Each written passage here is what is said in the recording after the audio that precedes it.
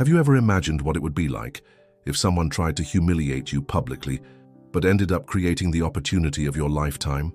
What you're about to hear is the true story of Laura Parker, a cleaning lady who transformed a multi-millionaire's cruelty into the most spectacular turnaround you've ever seen. And I guarantee that when we reach the end, you'll understand why this story changed not just 2 lives, but revolutionized an entire company. Before we begin, tell me in the comments, what city are you watching from? And don't forget to subscribe for more inspiring stories. The winter storm lashed against the windows of the 30-story corporate building in Manhattan's financial district when Laura Parker adjusted her knees on the cold marble for the last time as just a cleaning lady. The penetrating aroma of industrial cleaning products mixed with the seductive scent of Italian leather from expensive furniture, creating an olfactory contrast that perfectly summarized the distance between 2 worlds coexisting in the same space. At 32 years old, Laura had developed a skill that no university teaches: the ability to read human beings like open books written in body language, micro-expressions, and revealing hesitations. Every involuntary eye movement, every change in tone of voice, every nervous gesture translated in her brain as precise information about hidden intentions, carefully constructed lies, and truths that people desperately tried to hide.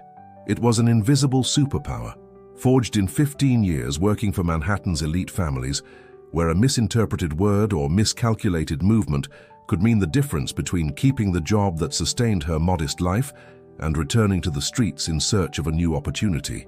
Laura had learned not just to clean houses, but to decipher the complex human dynamics that unfolded in the corridors of power.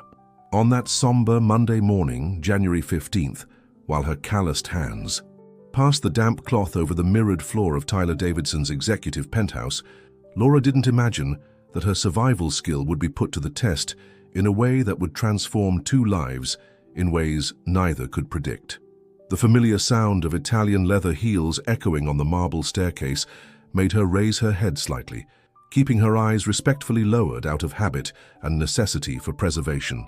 3 years, 2 months, and 15 days, she counted mentally, remembering, with mathematical precision, the day she had first crossed that door, recommended by elite domestic services as discreet, efficient, and invisible. 3 years observing the multimillionaire heir manage his vast business empire, 3 years being treated like a piece of furniture, useful, necessary, but fundamentally invisible to the eyes of the powerful. But today something in the dense morning air seemed different. There was a strange energy permeating the penthouse, an almost palpable electricity, as if the concrete and steel building itself sensed that an irreversible change was about to happen. The rhythm of Tyler's steps descending the stairs carried an uncommon urgency, a haste that had nothing to do with business commitments. What Laura couldn't perceive at that moment was that Tyler Davidson, recently freed from his father's authoritarian control after the patriarch's sudden death at 57, was experiencing something new and dangerous: the absolute boredom of a life where all desires were instantly satisfied and where no real challenge existed. With access to hundreds of millions in family wealth, corporate power, and influence, he had discovered that the only thing that could still spark his interest was the power to manipulate human destinies. And Laura Parker, without the slightest suspicion, had become the perfect object for his latest experiment in social psychology, a cruel game he considered a sophisticated form of entertainment, but which was about to transform into the most important lesson of his privileged life. "Hey, you!" The voice cut through the morning silence like a sharp blade plunged into ice water. Laura kept her head down, but every muscle fiber in her body tensed instinctively. In 15 years of domestic work for Manhattan's elite families, she had developed an infallible radar for identifying the exact tone that usually preceded problems, humiliations, or summary dismissals. "Yes, Mr. Davidson," she replied, still on her knees on the cold marble, the damp cloth dripping over her calloused hands that trembled almost imperceptibly. Tyler descended the last steps of the staircase with the calculated haste of someone who had never had to wait for absolutely anything in life. At 32, tall and impeccably dressed in a charcoal grey Armani suit that cost more than Laura's annual salary, he carried the irritating and natural confidence of someone born at the top of America's social pyramid, heir to a family, fortune valued at over $300 million. His brown eyes gleamed with a sharp intelligence that Laura had observed and catalogued for years. Genuine and dangerous intelligence, not just the empty arrogance that characterized many heirs of his class. "How long have you been working in this house?" he asked, adjusting his navy blue Italian silk tie with the meticulous care of someone tuning a musical instrument before executing a complex symphony. 3 years and 2 months, sir." 3 years, he repeated slowly, savoring the words like expensive wine. "And tell me something, when was the last time you did something different besides cleaning? Something that really challenged your mind?" Laura felt her heart accelerate dangerously, pumping adrenaline through her nervous system like a silent alarm. Personal questions from employers rarely ended with happy endings. In her experience, they usually meant she had made some invisible mistake or that unpleasant changes were on the way. She raised her eyes just enough to catch his expression, a smile that didn't reach his eyes, the kind of smile she had learned to fear and interpret as a sign of imminent danger. "I only know how to do this, sir," she replied carefully, offering exactly the forced humility response she thought he wanted to hear. The words burned in her throat like concentrated bile, because they were both true and completely false. "Well then," said Tyler, and Laura could hear something dangerous forming in his voice like distant thunder announcing a storm. "Today I'm in a good mood. A very good mood, actually. And you know what I do when I'm like this? I like to spread opportunities around the world." He made a dramatic pause, like an experienced actor savoring the moment before the grand finale of a theatrical piece. "My employees need to evolve, don't you agree? I like to make them grow in life, to elevate them to heights they never dreamed of reaching," he continued, irony dripping from every word like poisoned honey. "So here's my generous offer. Talk to my secretary tomorrow, Judith, and you won't be cleaning floors anymore. Never again." Laura felt the world tremble under her knees, as if a silent earthquake had shaken only her. Fired. Panic began to rise up her spine like a cold wave of despair. 3 years of stability, regular salary, basic security, everything evaporating in an instant at the whim of a bored millionaire. "Starting next Monday," continued Tyler, clearly delighting in the palpable tension he had created in the air, "you'll participate in meetings with me, my partners, and lawyers. Real meetings, with real money being negotiated. You just need to stay quiet and observe what the life of a real millionaire is like, how real power works, understand?" "Yes, sir," murmured Laura, mental confusion mixing with cautious relief that left her slightly dizzy. Not fired. But what exactly? Tyler climbed the stairs, whistling a melody that Laura didn't recognize, leaving her alone with the persistent echo of his words and a growing and disturbing feeling that she had just agreed to participate in a psychological game whose rules she not only didn't understand, but which had probably been created specifically to benefit only one person, and that person was definitely not her. She returned to scrubbing the marble with mechanical movements, but her hands were visibly trembling now. 15 years of brutal experience had taught her a fundamental lesson. Extremely wealthy men never offered opportunities out of pure altruistic kindness. There was always a hidden price. There was always a cruelly elaborate catch. And always, invariably, the common person was the one who paid that price. That night, in her small one-bedroom apartment in Queens, Laura stayed awake until 3 in the morning trying to decipher Tyler Davidson's true intentions.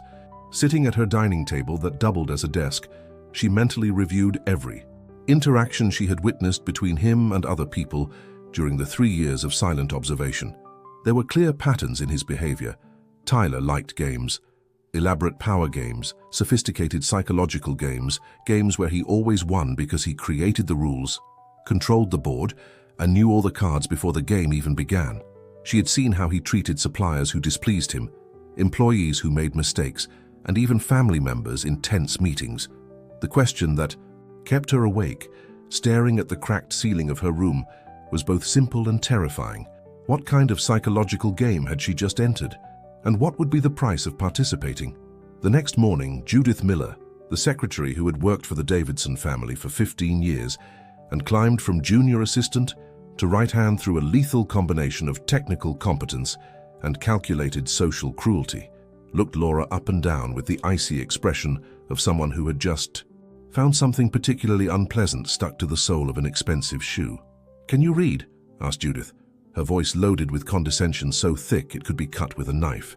She was a 50-year-old woman, impeccably groomed, with hair pulled back in a bun that seemed to have been constructed with architectural precision. "Yes, ma'am," replied Laura, forcing her voice to remain steady despite the humiliation burning in her veins.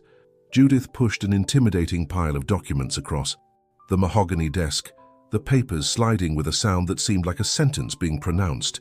"Memorize all of this by Thursday. Corporate terms, negotiation structures, business hierarchies, basic legal jargon. If Mr. Davidson asks any question, and you don't know how to answer." She left the threat hanging in the air like toxic smoke, but the meaning was crystal clear. Laura took the documents.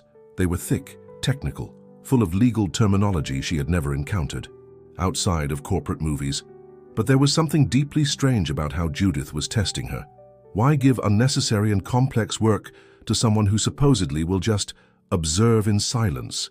That night, Laura spread the documents on her small dining table like a general studying battle maps. Acquisition contracts involving millions, financial reports with numbers that made her head spin, organizational structures that looked like mazes designed to confuse, everything written in a language that seemed to have been specifically created to exclude people like her, people without MBAs, without family connections, without access to the secret codes of the corporate world. But Laura had learned something crucial in her years working for elite families. Information was power in its purest form, and power, even if small, was synonymous with survival in a world that constantly tried to crush her. She began to read, word by word, line by line, paragraph by paragraph. When she encountered terms she didn't understand, she wrote them down in an old notebook and researched on her old phone until 2 in the morning. Gradually, like pieces of a giant puzzle, patterns began to emerge from the apparent chaos. Power hierarchies, complex money flows, psychological pressure points. It was like learning a new language, the secret language of absolute power. On Thursday, at exactly 2 in the afternoon, Laura entered the Davidson Holdings boardroom for the first time in her life. The environment hit her like a wave of careful and methodically orchestrated intimidation. Brazilian mahogany table that probably cost more than her 5-year salary, Italian leather chairs that exuded wealth from every pore, panoramic view of Manhattan that stretched like a conquered carpet at the feet of the truly powerful. Tyler was already present, casually conversing with 2 middle-aged men in suits that cost more than economy cars. On the opposite side of the table, like gladiators awaiting the start of combat, 3 lawyers waited with tense expressions. Clearly the adversarial party in this negotiation she still didn't completely understand. "Ah, our special observer has arrived," said Tyler, with a smile that made Laura feel like a rare animal on display at the zoo. "Sit there in the corner, in the chair I prepared especially for you. Remember, observe, absorb, and learn how the real world works." Laura settled into the strategically positioned chair, and only then realized the accidental genius of the choice. Tyler had given her the best seat in the house to do exactly what she did best: observe and decipher human behavior in microscopic detail. The meeting began with what appeared to be a routine negotiation about acquiring commercial properties on Manhattan's Upper West Side, valued at $40 million. Laura watched Tyler conduct the discussion with genuine mastery, demonstrating the kind of sharp and strategic intelligence that really justified his position at the top of the corporate pyramid. He wasn't just a spoiled heir living off family laurels. He was genuinely competent, dangerously intelligent. But while the men discussed contractual clauses and equity participation percentages with the seriousness of generals planning a war, Laura began to notice other details that apparently went unnoticed by everyone present. How there were abundant and strategically positioned imported mineral water bottles on Tyler's side, but absolutely nothing for the opposing lawyers, who were clearly thirsty and occasionally licked their dry lips. How Judith entered the room with chronometric precision exactly when the opposing lawyers began to present important points, creating casual interruptions that broke their reasoning and momentum. How the older lawyer on the opposing side, a distinguished man with gray hair and an impeccable gray suit, didn't demonstrate the characteristic nervousness that Laura had learned to associate with high-risk negotiations. In fact, when he thought no one was paying attention, he smiled almost imperceptibly. how perfumes revealed invisible hierarchies. Tyler wore something expensive and striking that dominated the environment. His partners wore medium-quality fragrances that whispered insecurity. But the elderly lawyer wore something discreet, yet extraordinarily expensive, more expensive and sophisticated than Tyler's own cologne. How the notes the elderly lawyer made seemed too organized and confident for someone who was supposedly being surprised by complex proposals. Laura absorbed every detail like a biological computer operating in overdrive mode. Every involuntary gesture, every calculated pause, every facial micro-expression was catalogued, analyzed, and filed in her mind. She had spent 15 years observing human behavior to survive physically and emotionally, and now she was applying that survival skill in a completely new and infinitely more complex context. The meeting extended for 2 hours and 40 minutes, ending with Tyler clearly euphoric and satisfied. Professional handshakes, calculated smiles, promises of finalized and signed documents by the end of the week. The opposing lawyers left the room with expressions that oscillated between professional resignation and something Laura couldn't completely identify, but which deeply bothered her. When the room was empty except for her and Tyler, the silence stretched for almost a full minute. "So?" asked Tyler finally, turning to her. With expectation shining in his brown eyes, "Are you learning how to negotiate in the real world? Are you seeing that millionaires also work, but they work with their minds, with strategy, with pure intelligence?" Laura remained motionless like a statue, observing him with growing intensity. There was something deeply disturbing about his euphoria that didn't match the reality she had observed during the last hours. "Come on, say something," he insisted, clearly expecting admiration or, at minimum, impressed comments. "I'm genuinely curious. What do you think of this unique opportunity to be alongside America's great corporate elite?" He stood up with renewed energy and walked to the panoramic window, arms open like a conqueror contemplating his vast conquered kingdom. "From up here on this Wall Street building, I have a privileged view of the entire power panorama," he declared with palpable satisfaction. Laura observed him for a long moment that seemed to stretch for an eternity. All her accumulated experience, all her intuition developed by necessity, all her refined capacity to read human behavior was screaming internally that something was fundamentally wrong. The elderly lawyer, the discreet but confident smile, the note made with too much precision, the excessive tranquility of the adversaries. "Yes, indeed. I completely agree," she said finally, her voice carrying an agreement that sounded genuine. "From here you can see everything with absolute clarity." "Exactly. Yes, from here I see everything," repeated Tyler, clearly satisfied with the validation he had expected. "I see that your lawyers were lying. I see that they demonstrated genuine nervousness. I see that the elderly lawyer in the gray suit let out a satisfied smile and noted something with too much confidence for someone who was being surprised." Tyler stopped abruptly. The smile disappeared from his face as if it had been physically erased with a giant eraser. "I don't understand anything about contractual clauses or the technical documents that Judith made me memorize," continued Laura, her voice gaining strength and clarity. "But I understand people deeply, and I see that they, the adversaries, seemed very calm and organized to me. And your lawyers demonstrated real anxiety." She made a calculated pause, letting the words penetrate completely. "For me, based on 15 years observing human behavior, there's something happening behind the scenes that you're not seeing.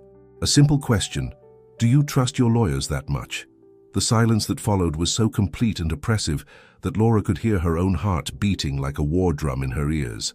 Tyler turned slowly from the panoramic window, his brown eyes fixed on her with an intensity she had never witnessed before. Not anger, not irritation, but something much more dangerous. Genuine curiosity mixed with a hint of fear. For 20 seconds that seemed like 20 eternal minutes. He just studied her. Like a scientist examining a newly discovered species, Laura forced herself to maintain eye contact, all her nerve fibers screaming to lower her head and return to the familiar safety of social invisibility. Then Tyler picked up the phone with deliberately controlled movements. "Robert," he said, his voice carrying a tension Laura had never detected before, "I need you to cancel all your appointments and do a complete and immediate audit of our legal team. I want everything: communication, Records, personal financial transactions, external contacts, everything. And Robert, I need this yesterday. The investigation that followed was a hurricane of devastating revelations. Robert Martinez, the private investigator the Davidson family had used discreetly for decades, didn't share Laura's surname, but shared the same meticulous and obsessive approach to details that could destroy or save lives. Robert and his team of 3 investigators worked non-stop for 72 consecutive hours, following the trail of suspicions that Laura had pointed out like a moral compass, directing them through a labyrinth of corruption. For Tyler, it was the longest and most anguishing 72 hours of his privileged life, watching the absolute certainties of his world crumble brick by brick, revelation by devastating revelation. During this period of intense investigation, Laura remained at the company, officially observing and learning, in reality serving as a kind of informal behavioral consultant while Tyler processed the possibility that his entire life could have been an illusion, carefully constructed by people he considered loyal. On Friday afternoon, Robert returned to the office carrying a report that made Tyler sit heavily in his executive leather chair as if the weight of the world had suddenly doubled. 15 million, said Robert, his voice carrying a professional mixture of admiration for the scheme's sophistication and personal horror at the magnitude of the betrayal. They sold privileged information to the opposing group for exactly $15 million, paid in installments over 8 months. Tyler's face lost all color, transforming into a pale mask of disbelief. All 3 lawyers. The 3 senior lawyers, yes. But the operation is more sophisticated than a simple information sale, continued Robert, consulting his notes. The leak has been happening for 8 complete months, perfectly synchronized with all your important negotiations. Laura watched Tyler process each word like physical blows. She could see the exact moment when reality hit him. The way his shoulders curved under an invisible weight, how his hands trembled slightly, how the arrogant confidence that characterized him evaporated, leaving only a man discovering that his reality was a meticulously constructed illusion.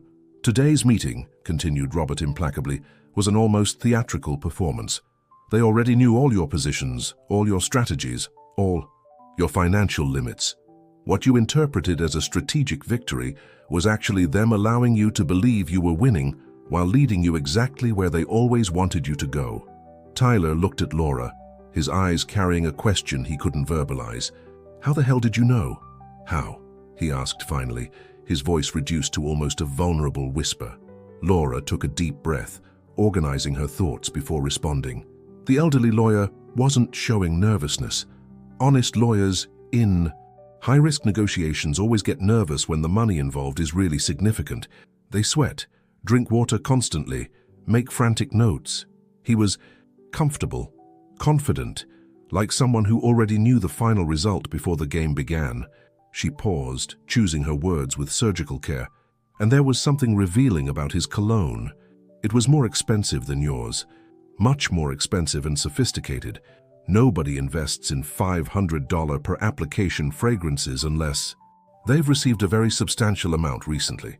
And the way he made notes, they were too organized, too confident for someone who was supposedly being surprised by complex proposals.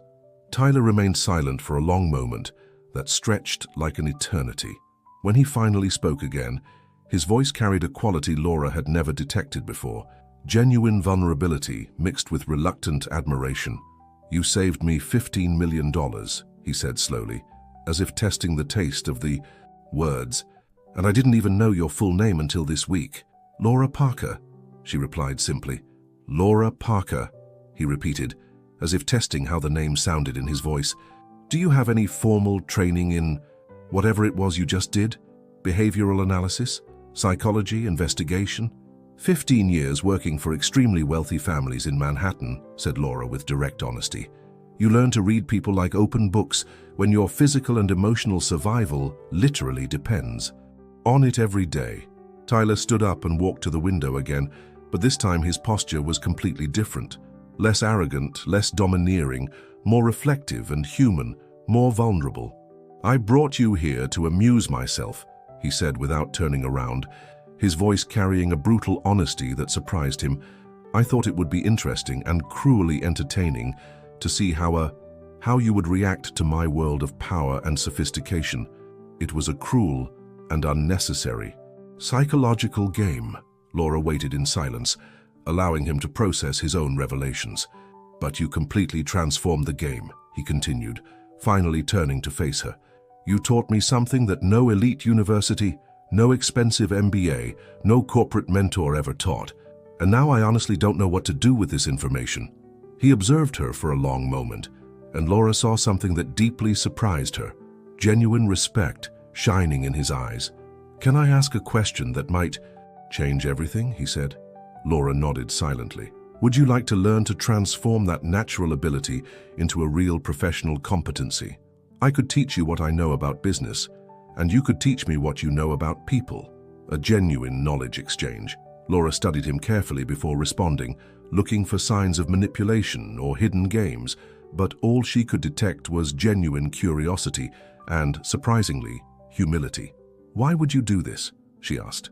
Tyler smiled, and this time the smile reached his eyes completely. Because for the first time in my life I found someone who can teach me something I really need to learn. What followed were 18 months that transformed two lives in ways neither could have anticipated or imagined in their most optimistic scenarios. Tyler, discovering for the first time in his privileged existence the genuine and deeply satisfying pleasure of teaching and developing another person's potential, transformed one of the company's meeting rooms into a kind of human development laboratory, where he and Laura spent 4 hours daily dissecting human behavior, negotiation strategies, corporate psychology, and power dynamics. At Harvard Business School, they taught me to read financial statements, market analyses, and economic projections, he said on a rainy September afternoon, 6 months after the beginning of their unusual partnership. But no one ever taught me to read people. No one told me that. Understanding human motivations was more important than understanding spreadsheets. People lie in completely different ways when they talk about money versus when they talk about family, replied Laura, flipping through a body language manual he had bought specifically for her. When they lie about money, they always touch objects. Pens, watches, rings, something external. When they lie about family, they touch their own face, neck, more intimate and vulnerable areas. Tyler stopped writing, abruptly, and looked at her with growing fascination. How did you discover this? By watching you for 3 years, said Laura, with a small smile that carried years of silent observation. You never lie about money. You're direct, precise, confident. But when your mother calls from the Hamptons and you say you're fine and happy, you always touch your own forehead while speaking.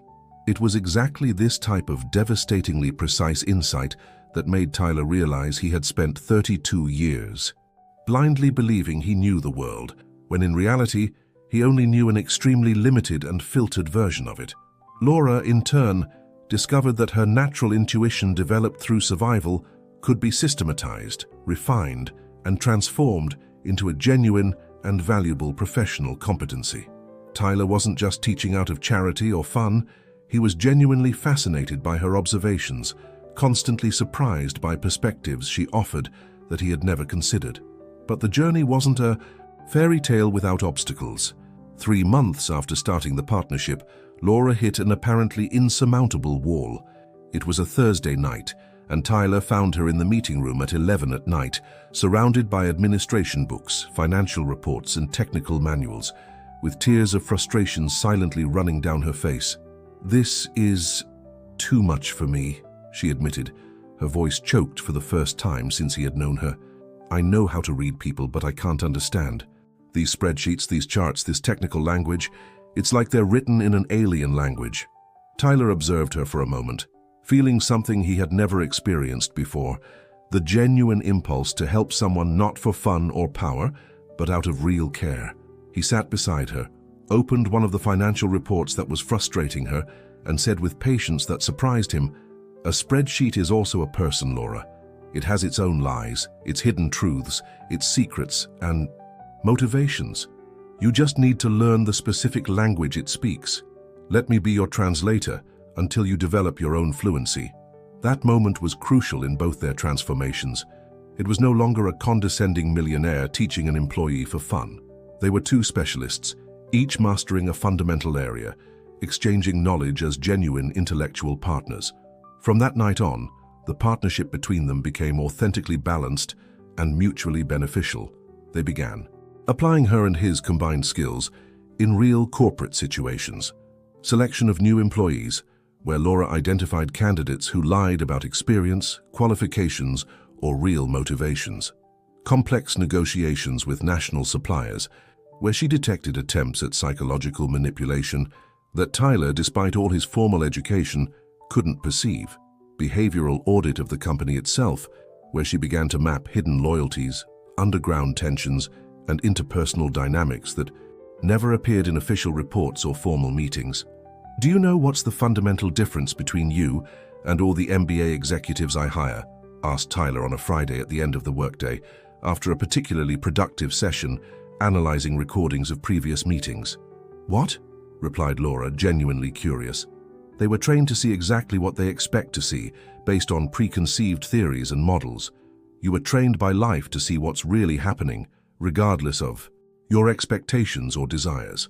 It was the first time in many months that Tyler had referred to her training, 15 years of survival in hostile environments, as something valuable and respectable instead of something lamentable that needed to be overcome. But it was during this period of intense collaboration that Laura began to notice profound changes in Tyler that went far beyond the professional scope. The man who had initiated this experiment out of cruel boredom and psychological entertainment was discovering something he had never experienced in his privileged life, the genuine and addictive pleasure of developing another person's potential and seeing that person flourish. You're different, she observed on a Thursday, after a session analyzing behavioral patterns in videos of other executives' negotiations. How so? He asked, genuinely interested in her perspective. You smile for real now. Before, your smiles were performative, beautiful, convincing, but never reached your eyes. Now they do. Tyler considered this observation for a long moment. Maybe because for the first time in my life, I'm doing something that really matters, something that creates genuine value instead of just moving money from one place to another. As opposed to what, specifically? To making money, I don't need to impress people I don't care about and who probably don't genuinely care about me. It was an admission that surprised him as much as it surprised her, revealing a level of self-awareness he didn't know he possessed. They applied the combined methodology to increasingly complex cases. Laura developed a system for categorizing different types of corporate lies. Tyler taught her to interpret the financial and strategic implications of the behavioral observations she made. Together, they created a revolutionary approach to corporate analysis that combined quantitative data with refined human intuition. The results were immediately tangible. The company began avoiding dangerous contracts, identifying trustworthy partners with almost perfect precision, and developing commercial relationships based on genuine trust instead of just financial convenience. But the universe, as Laura had painfully learned in 15 years working for elite families, rarely allows beautiful stories to continue, beautiful indefinitely. The bomb that would destroy everything exploded on a cold Monday in July of the following year. "Tyler," said Robert Martinez, entering the office with the somber expression that Laura had learned to fear over the months. "We need to talk, urgently, and Laura should hear this too." What Robert had discovered during a routine audit was infinitely worse than the lawyer's betrayal. It was systematic, deep, and had lasted much longer than any sane person could have imagined. "The betrayal is deeper and older than we initially discovered," said Robert, spreading documents, photographs, and financial records over the table like evidence. In a courtroom, the mastermind of the operation was James Morrison, your CFO, in direct collusion with Judith. Laura felt her stomach contract into a tight knot. Judith? She was the eyes and ears of the conspiracy, continued Robert methodically. They co-opted 2 of your senior managers with promises of substantial participation in the betrayal's profits. The 3rd manager, David Park, the youngest, wasn't technically an active traitor, but was complicit. He knew exactly what was happening, but was too afraid of the consequences to speak. "Why?" murmured Tyler, as if the question were a desperate plea. Robert consulted his notes before responding. "Judith felt systematically overlooked and undervalued since your father died, and you assumed total control of the company. She thought she deserved significant equity participation in the empire she had helped build. The accumulated resentment over 3 years transformed her into the perfect piece to orchestrate the conspiracy. How long? Asked Laura, although part of her already knew the answer would be devastating. 8 years, said Robert implacably, since practically the moment Tyler assumed complete control after his father's death. They set up a systematic and sophisticated operation for leaking information to at least 5 different competitors. Tyler sat heavily, as if the weight of all the betrayals had physically doubled. How much money? Impossible to calculate with absolute precision, but our conservative estimate is at least $300 million in lost opportunities. Contracts you lost to competitors who mysteriously always seem to have inside information. Investments that went wrong because the information leaked to the market before you could capitalize. Negotiations where you were systematically manipulated. Laura watched Tyler process the devastating magnitude of the betrayal. It was like watching a man discover that his entire life, not just the last months, but practically his entire executive career, had been a carefully constructed and maintained lie by people he considered corporate family. "Did they know I was investigating?" asked Tyler, his voice reduced to a hoarse whisper. "Not only did they know," confirmed Robert grimly. "Judith was specifically in charge of monitoring your every move, every decision, every strategy change. All your plans, all your ideas, were reported in real time to competitors." The silence that followed was devastating and absolute. Laura could hear the air conditioning system, the distant traffic 30 floors below, and the almost audible sound of Tyler's heart shattering into pieces. "This means," began Tyler slowly, "that everything I built, every success I believed I had conquered, was real," interrupted Laura firmly. "You are genuinely competent, Tyler. Imagine what you would have accomplished if you hadn't been fighting constant internal sabotage." Tyler looked at her with eyes that seemed to belong to a much older and more tired man. "How can you be sure?" "Because," said Laura, "incompetent people can't survive 8 years of systematic sabotage. They would have broken you in the first year if you were really incompetent. The fact that you not only survived but prospered despite the betrayal proves your real competence." Robert consulted more notes. "There's one more thing you need to know." Tyler and Laura looked at him simultaneously. "The betrayal network extends beyond Davidson Holdings. Judith and Morrison were coordinating with key employees from at least 3 other companies in the sector. It was a corporate espionage operation on an industrial scale." "How many people knew?" asked Laura. "In your company, 7 people had complete knowledge. 4 more had partial knowledge and received small payments for specific information."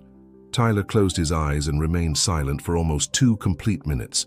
When he finally spoke, his voice carried a fragility Laura had never heard before. 32 years of life," he murmured, "and I never had genuine friends, never had real loyalty." "You have it now," said Laura gently. Tyler opened his eyes and looked at her. "How can you be sure?" "Because," she replied, "if I were a traitor, I would have stayed quiet about the lawyers 18 months ago and continued receiving my salary while you lost millions. Maybe you were just waiting for a bigger opportunity." "Tyler," said Laura, her voice carrying an honesty that cut through all distrust, "if I wanted your money, I would have accepted the equity participation you offered 3 times in the last 6 months." It was true. Tyler had repeatedly tried to transform Laura into an official partner in the company, and she had consistently refused, preferring to maintain her consultant status to preserve the independence of her analyses. Tyler remained silent for another long moment. When he finally spoke again, his voice carried a determination Laura hadn't detected before, determination mixed with genuine humility that was completely new. "Well," he said, straightening his shoulders, "then let's start over. This time, building something real, something based on genuine trust instead of inherited hierarchies." Laura studied him carefully. "Are you sure? Rebuilding will mean starting much smaller. Less money, less power, less prestige." Tyler smiled, and for the first time in months, the smile carried something she hadn't seen before: genuine peace. "But it will be real," he said, "and after a lifetime living an illusion, real seems infinitely more valuable than impressive." The restructuring of Davidson Holdings was a painful, meticulous, and deeply revealing process that took 8 complete months to finalize. Tyler fired 17 people, including executives he had considered close friends for years. Some dismissals came accompanied by criminal proceedings. Others were resolved through financial settlements that, while painful, avoided devastating publicity. But what was most surprising for Laura was discovering how Tyler handled the rebuilding process. Instead of hiring expensive executives with impressive resumes, he developed a revolutionary approach. Interviews that lasted a full day, where candidates participated in real-work simulations while Laura observed them through one-way mirrors, analyzing every gesture, every reaction, every micro-expression that revealed genuine character or hidden intentions. "We found 12 people," said Tyler on a Friday at the end of 2 months of intense selection process. 12 people you evaluated as genuinely honest, competent, and loyal. "And?" asked Laura. "They're enough. We're going to build a company with 12 real people instead of 50 employees, where half are potential traitors." The new Davidson Holdings was drastically smaller than the previous one. It occupied only 2 floors of the building instead of 8. Initial revenue was 60% lower. But for the first time in Tyler's corporate life, every person in the company was genuinely invested in collective success. Laura finally accepted becoming an official partner, not through equity participation, but as co-founder of a new division, Davidson Parker Behavioral Analysis. Her function was to develop methods for other companies to identify internal betrayals, select genuinely loyal employees, and build corporate cultures based on real trust. "Do you know what the most important difference is?" asked Laura on a Thursday afternoon, observing the team of 12 people working with an energy that radiated genuine satisfaction. "What?" replied Tyler, following her gaze. "Before you had employees who work for the salary. Now you have partners who work for the purpose. And the practical difference is, employees do exactly what they need to not get fired. Partners do everything they can so everyone prospers together." It was a difference that manifested in surprising ways. Meetings that previously lasted 3 hours with vague conclusions were now resolved in 40 minutes with clear decisions. Projects that used to delay for months were now delivered ahead of schedule. Revenue per employee had almost tripled. Tyler had discovered something no business school teaches: that genuine trust is the most valuable corporate asset that exists, and that building that trust requires time, vulnerability, and the courage to reject people who are technically competent, but ethically questionable. 6 months after the restructuring, they received their first major external validation. McKinsey & Company offered $3 million to license the behavioral analysis methodology that Laura had developed. Harvard Business School invited both of them for a series of lectures on building corporate trust through applied behavioral analysis. But the moment that most impacted Laura happened on a Tuesday afternoon, when a 23-year-old woman named Maria Rodriguez arrived for a job interview as an administrative assistant. Maria had worked the last 5 years as a night janitor in corporate offices while studying administration through online courses. During the interview, Laura noticed that Maria demonstrated exactly the same kind of sharp observational intelligence that she herself had developed. "Hire her," said Laura to Tyler after the interview. "As an administrative assistant?" he asked. "As a trainee for behavioral analysis. She has the same kind of intelligence I had before you taught me to systematize it." Tyler looked at her with curiosity. "You want to train your own successor?" "I want to give her the opportunity you gave me," replied Laura. "The difference is that this time it will be intentional from the beginning, not an accident born from cruelty that transformed into kindness." It was at that moment that Tyler completely understood the transformation that had occurred in himself. The man who, 2 years before, had chosen Laura as an object of cruel entertainment, now felt genuine satisfaction imagining repeating the human development process in an intentional and generous way. "You transformed me," he said. "No," replied Laura. "I just showed you who you really were when you stopped trying to impress other people." 3 months later, Maria Rodriguez was attending her first negotiation meetings, taking detailed notes on human behavior under Laura's guidance. The transformation cycle had become a replicable methodology. The company grew sustainably, based on real competence and authentic relationships. Tyler discovered that leading through example and human development was infinitely more satisfying than leading through fear and hierarchy. Laura discovered that her survival skill could be transformed into an empowerment tool for other people. But perhaps the most important discovery was that both had found something neither knew they were looking for: a partnership based on mutual respect, shared growth, and genuine purpose. The smaller company generated less revenue than the previous empire, but distributed that revenue in a way that each person prospered. The culture of transparency they had built meant that internal betrayals were practically impossible, not because they were monitored, but because no one had reasons to betray. "Sometimes the best transformations begin with the worst intentions," said Laura on a Friday, watching the sun set through the windows of the renovated office. "And sometimes," replied Tyler, "the person you underestimate is exactly the person you need to become, who you should have been from the beginning." 18 months later, Laura Parker entered the completely renovated office of Davidson Holdings, now officially renamed Davidson Parker Behavioral Analysis, carrying 2 cups of coffee and the monthly report that had become tradition between the founding partners. The space was smaller than the previous headquarters, but infinitely more authentic and energized. It occupied 3 floors of a modern building in Midtown Manhattan, with open spaces that facilitated genuine communication and natural collaboration. On the main wall of the reception, a team photo showed 24 smiling faces. Each person had passed through the rigorous behavioral selection process that Laura had refined over the months.